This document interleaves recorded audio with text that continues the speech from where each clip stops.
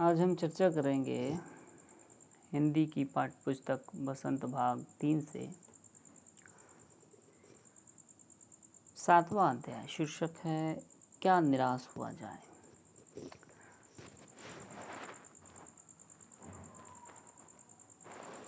द्विवेदी जी की रचना है। ये एक निबंध है जिसमें दर्शाया गया है कि किस प्रकार मनुष्य के जीवन में अच्छाइयाँ और बुराइयाँ दोनों होते हैं, लेकिन कुछ लोग ऐसा कर देते हैं जिससे पूरे मानव समाज को व्यक्ति के इन्हीं गुणों के कारण उसका एक पक्ष ही ज़्यादा उजागर होता है और जो दूसरा पक्ष है अच्छाई, उस पर से उनका विश्वास समाप्त हो जाता है।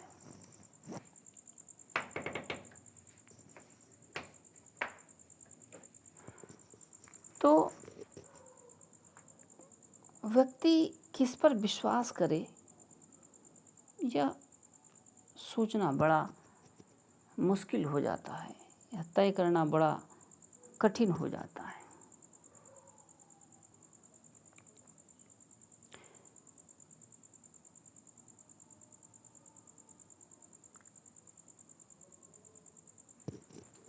मानव समाज वर्तमान समय में अपने इच्छाओं की पूर्ति के कारण जो मानवीय मूल्य है उनकी ये बलि चढ़ा रहे हैं।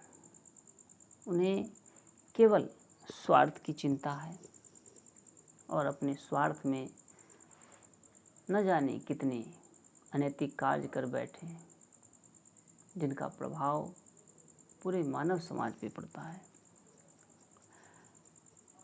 कानून व्यवस्था इन्हीं कुरीतियों बुराइयों को समाप्त करने के लिए बना है।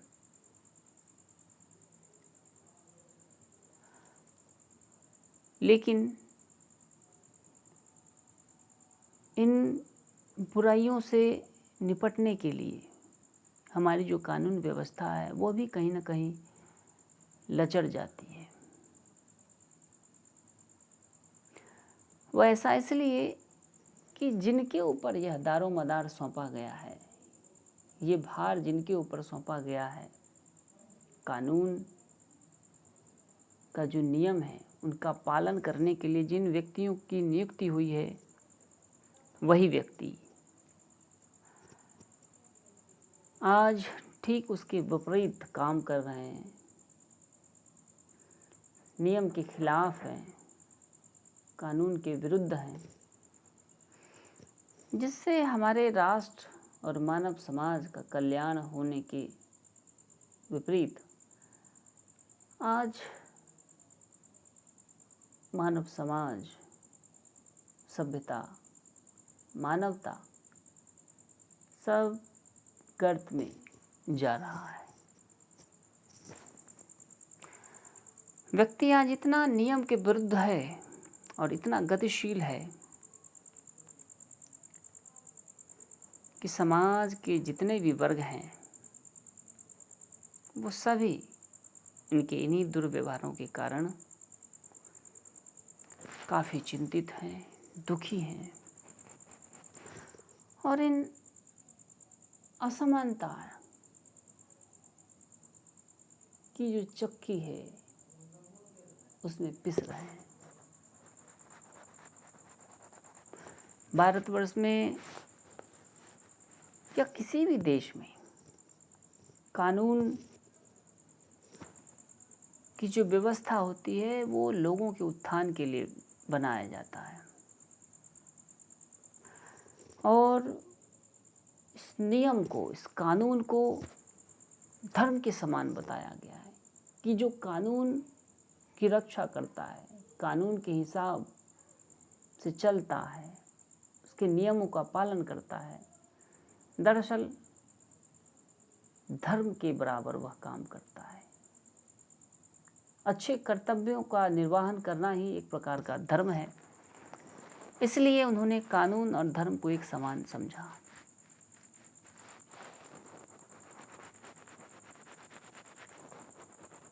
लेकिन आज कानून और धर्म में भेदभाव किया गया है, अंतर पाया गया है। वह अंतर इस रूप में कि जो धर्म को मानता है वह कानून के विरुद्ध है। उसके हिसाब से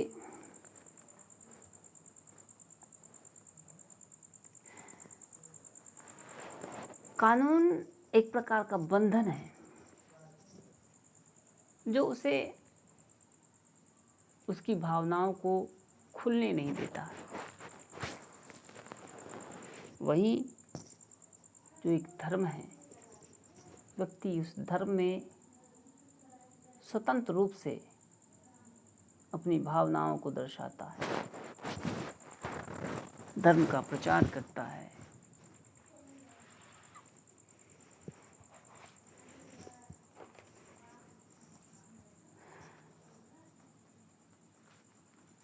कानून की जो व्यवस्था है, उसके जो नियम हैं, उसे खंडित किया जा रहा है।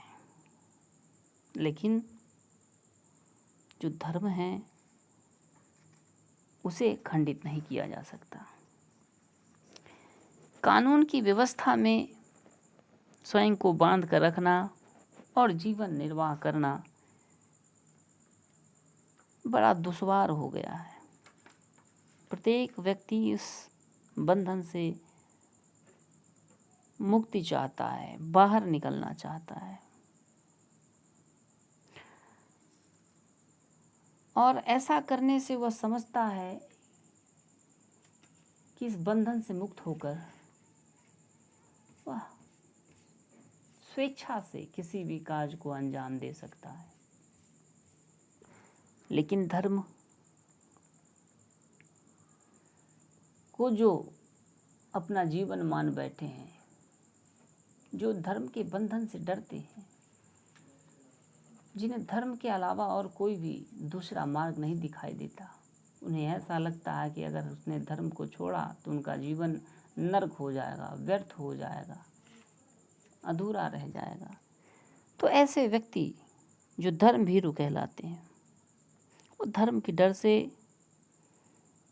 किसी भी प्रकार समझौता नहीं करते। लेकिन वही जो कानून की व्यवस्था है, उसके जो नियम हैं, उसमें थोड़ी सी भी अगर त्रुटि पाते हैं तो उसका लाभ उठाना चाहते हैं। और उस लाभ उठाने के क्रम में उन्हें थोड़ी सी भी चिंता नहीं होती, संकोच नहीं होता कि हम पकड़े जाएंगे तो कोई हमें क्या कहेगा या कानून हमारे बारे में क्या सोचेगी।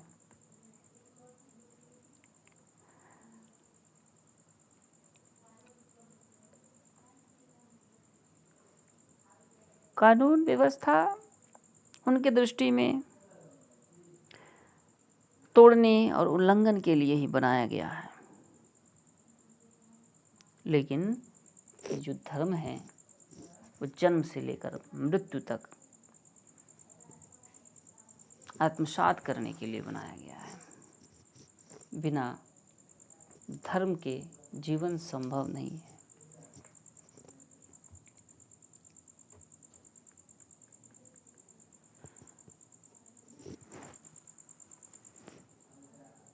भारतवर्ष सदा कानून को धर्म के रूप में देखता आ रहा है।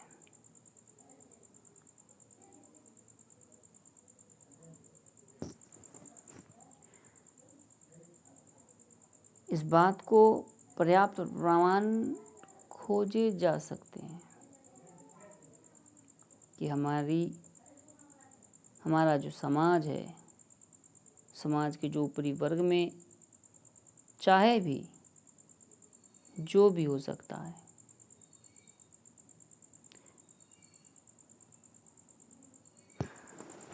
आज भी हमारे समाज में कुछ ऐसे लोग हैं जो धर्म को कानून से बहुत बड़ा मानते हैं।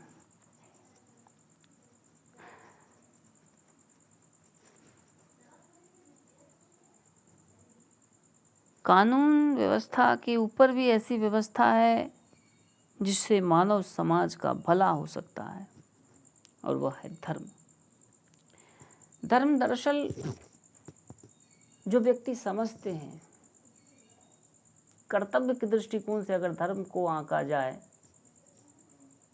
तो मानव जीवन सफल हो सकता है, मानव का कल्याण हो सकता है। लेकिन जिन व्यक्ति के लिए धर्म केवल धर्म के रूप में रह गया, केवल एक आस्था के रूप में रह गया, एक पूजा पाठ के रूप में रह गया है, तो वह व्यक्ति स्वयं तो गर्त में जाएगा ही, और साथ में जो उसके अनुयायी होंगे वह भी समाज में विकास नहीं कर सकता है, और न ही समाज को आगे की ओर ले जा सकता है। हालांकि धर्म कहता है कि प्रत्येक प्राणी की सेवा करनी चाहिए। अपने समाज में हमें भाईचारा का भाव स्थापित करना चाहिए। अपने कार्य को करते समय ईमानदारी बरतनी चाहिए। समाज के प्रत्येक वर्गों का, चाहे वो पुरुष हो या स्त्री, सबका सम्मान करना चाहिए। अमीर हो या गरीब, सबको एक दृष्टि से देखना चाहिए। जो महिलाएं हैं हम उनका सम्मान करें, जो पिछड़े जाति से हैं, दलित वर्ग से हैं, मजदूर वर्ग से हैं, हमें उनका भी सम्मान करना चाहिए। और यही वास्तव में धर्म है।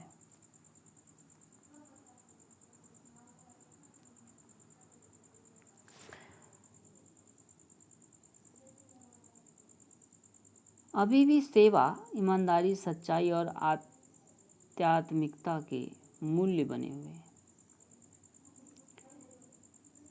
वे दब अवश्य गए हैं लेकिन नष्ट नहीं हुए हैं।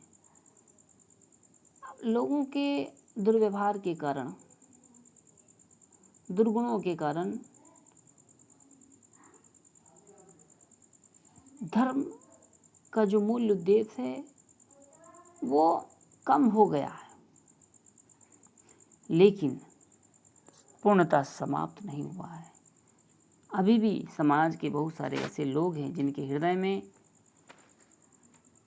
राष्ट्र के हित के लिए, लोक के कल्याण के लिए भावना संचित है। आज भी वह मनुष्य से प्रेम करता है, उसके अंदर मानवता निहित है। मनुष्य के साथ साथ समाज के जो भी प्राणी उन सबसे वो स्नेह करता है, सबकी भावनाओं को समझता है।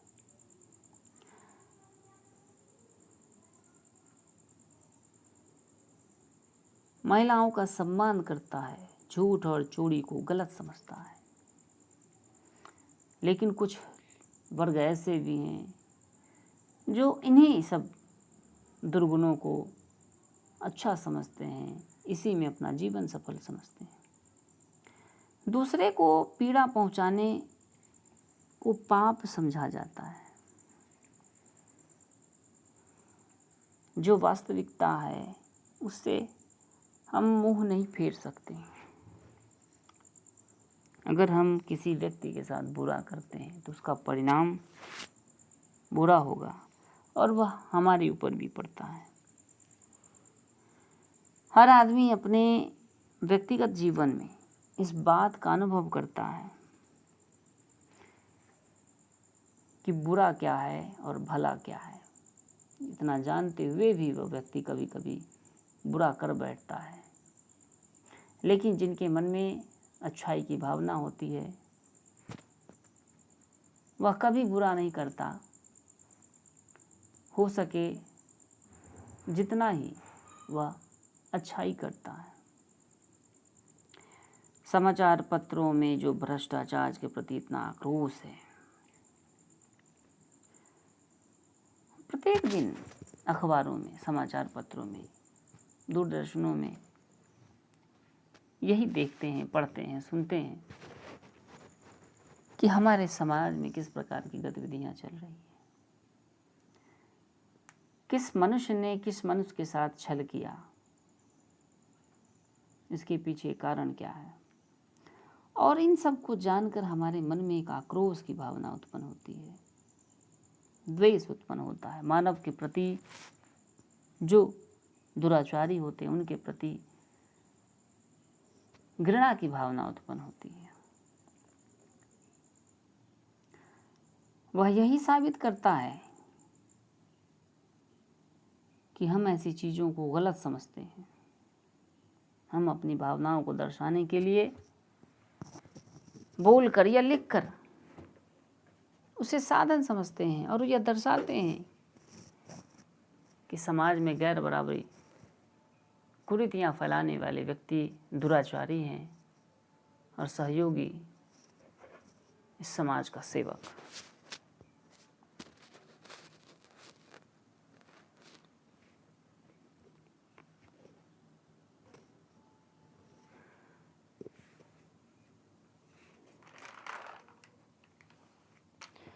मानव का धर्म कहता है किसी भी जीव को दुखी करना अधर्म है, पाप है। मनुष्य ऐसी भावनाओं का त्याग करता है, उसका बहिष्कार करता है। व्यक्ति अपने समाज में फैले भ्रष्टाचार के खिलाफ अखबार के माध्यम से अपने आक्रोश को दर्शाता है। वह इन भ्रष्टाचारियों के विरुद्ध आवाज बुलंद करता है।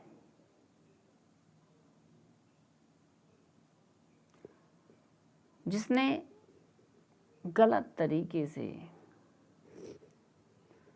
शोषण करके, मजदूर वर्गों के ऊपर शोषण करके धन अर्जन किया है और अपना नाम कमाया है, ऊंचे ऊंचे पद पर अपना आधिपत्य जमा रखा है, उनके विरुद्ध आवाज़ उठाई जा रही है। उनके विरुद्ध लोगों के मन में आक्रोश है। दोषों का पर्दाफाश करना बुरी बात नहीं है। कोई भी व्यक्ति अगर गलत काम करता है तो उसके बारे में दर्शाना कहीं से भी कोई गलत बात नहीं है। जो सच्चाई है वो है। दो टूक कहने में कभी भी चूकना नहीं चाहिए। और ये वास्तविकता, यही सच्चाई है, यही होना चाहिए, यही मानवीयता है, यही धर्म है, यही कानून है। बुराई यह मालूम होती है कि किसी के आचरण के गलत पक्ष को उद्घाटित करके उसमें रस लिया जाता है। अगर कोई व्यक्ति बुरा है तो उसके बुराई को ही हम केवल उजागर करते हैं और उसके बुरे पक्ष को दर्शा के हम उसका उपहास करते हैं, उसमें हम आनंद लेते हैं।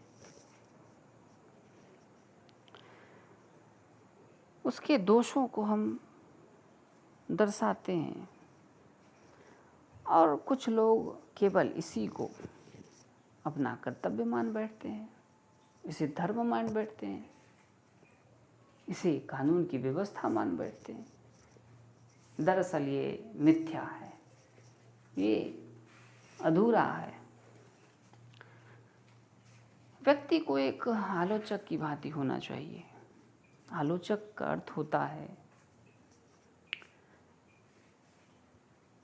कि किसी भी जीव की चारों तरफ की जो गतिविधियां हैं उसको देखना, परखना, समझना, उसके गुण और अवगुण दोनों के बारे में समझना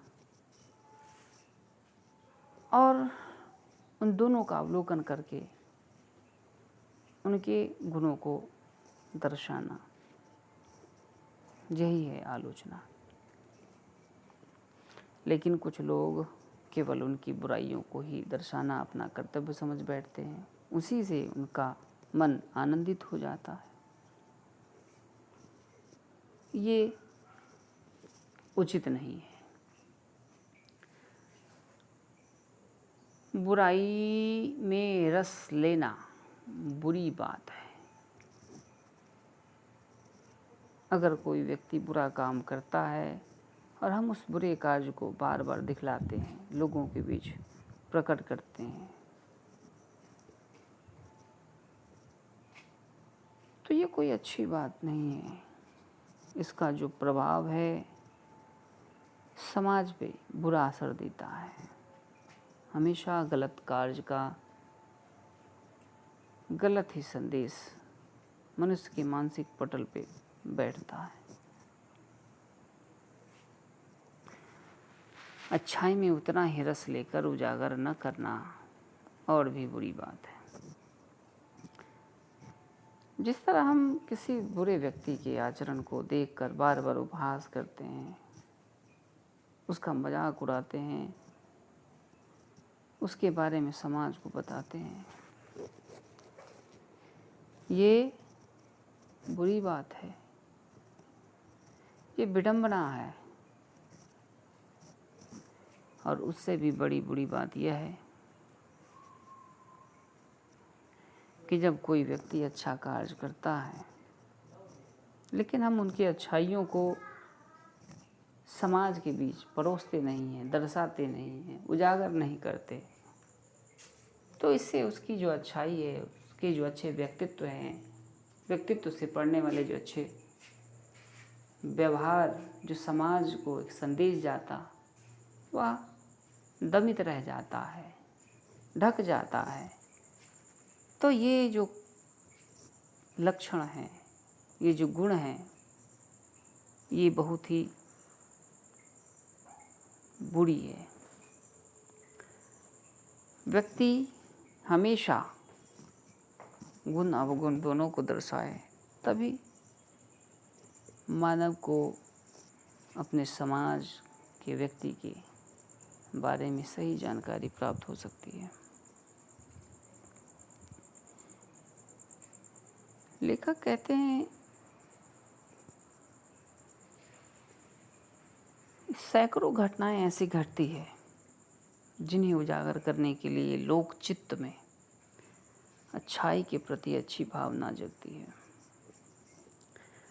हमारे समाज में बहुत सारी ऐसी घटनाएं होती हैं जिसमें अच्छाई भी होती है।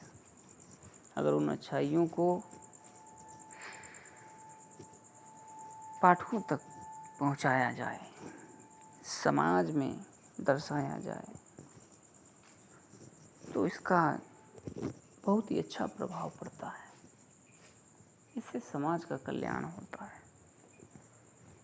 मनुष्य के व्यक्तित्व में निखार आता है, व्यक्ति उस आचरण पे अमल करता है, उसको जीने का प्रयास करता है।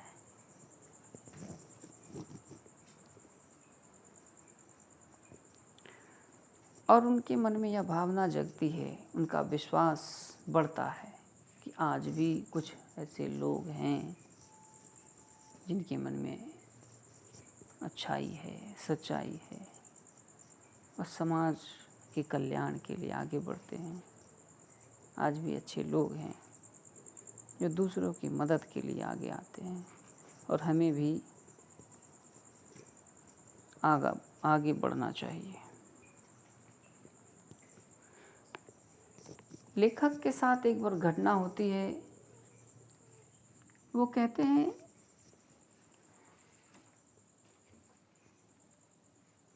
कि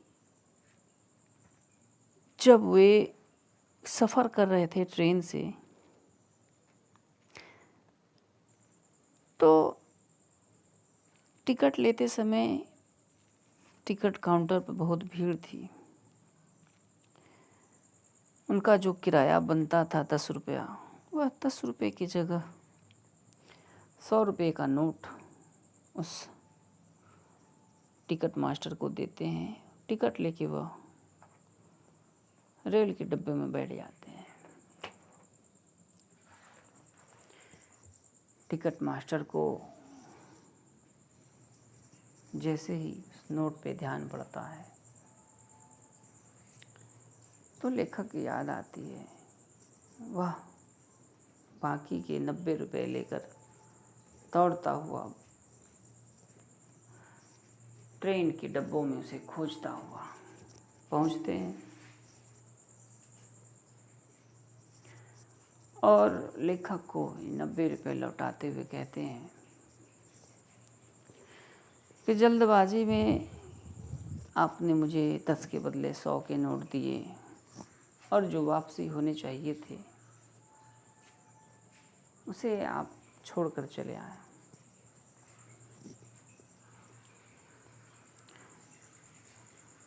इस प्रकार लेखक के मन में एक हलचल सी उत्पन्न हो जाती है कि व्यक्ति के अंदर अभी भी इस वर्तमान समय में जो एक भ्रष्ट समाज कहा जाता है, जिसे अधिकांश लोग भ्रष्टाचार में ही अपना जीवन सफल समझते हैं, उस समाज में भी ऐसे लोग हैं जो ईमानदारी के कारण, ईमानदारी को कायम रखने के लिए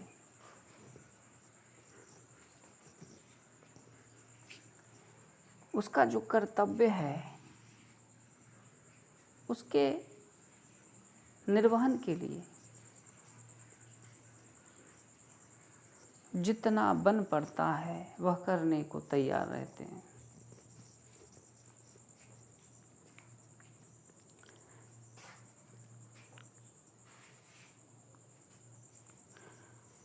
और इस प्रकार की जो भावनाएं समाज में देखने को मिलती है, लोगों का जो स्वभाव समाज में इस प्रकार का संदेश देता है, तो समाज के जो अधिकांश लोग हैं जो निराश हो चुके हैं लोगों के व्यवहार से, उनके मन में एक विश्वास उत्पन्न होती है, अच्छी भावना जगती है कि आज भी कुछ लोग हैं जिनकी हम कल्पना मात्र करते थे, जिनकी आवश्यकता हमें है, वो आज भी हैं, लेकिन उन्हें जानने का मौका नहीं मिल पाता, या जो लोग समझते हैं उनके इन गुणों को दर्शाते नहीं हैं।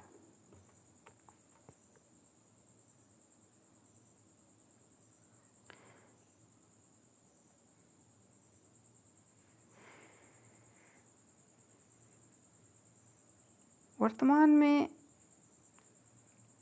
इन घटनाओं को देखा और सुना जाए तो प्रायः सभी लोग चकित रह जाएंगे।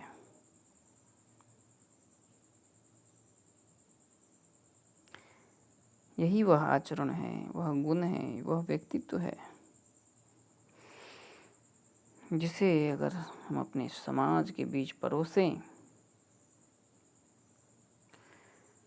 तो लोगों का जो मन है अच्छे कर्म के प्रति, सच्चे कर्म के प्रति एक अच्छी भावना जगेगी और तब जाके इस समाज में जो लोग हैं उसका कल्याण होगा।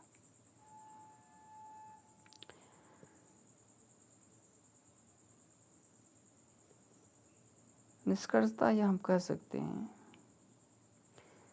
कि मानव के भीतर गुण और अवगुण दोनों विद्यमान हैं। यदि हम अपने गुणों को दर्शाते हैं तो हमेशा यह ध्यान रखना होगा कि उसके साथ साथ अवगुण भी हैं। अगर हमें अपने गुणों को दर्शाने में काफ़ी प्रसन्नता होती है, काफ़ी आनंद आता है, तो हमें अपने अवगुणों को भी समझना चाहिए, आत्मसात करना चाहिए, उसे भी दर्शाना चाहिए। ताकि लोग ये समझे कि व्यक्ति का आचरण कैसा है और क्यों है। इन दोनों स्वभावों का प्रभाव लोगों पर पड़ेगा और लोग जो जिस प्रवृत्ति के होंगे उनको यह संदेश स्वतः मिल जाएगा।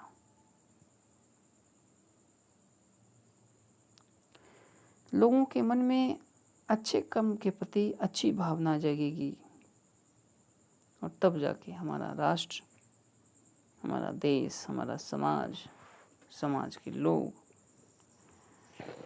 विकास की ओर बढ़ेंगे, उसका कल्याण होगा, मानव जाति का उत्थान होगा।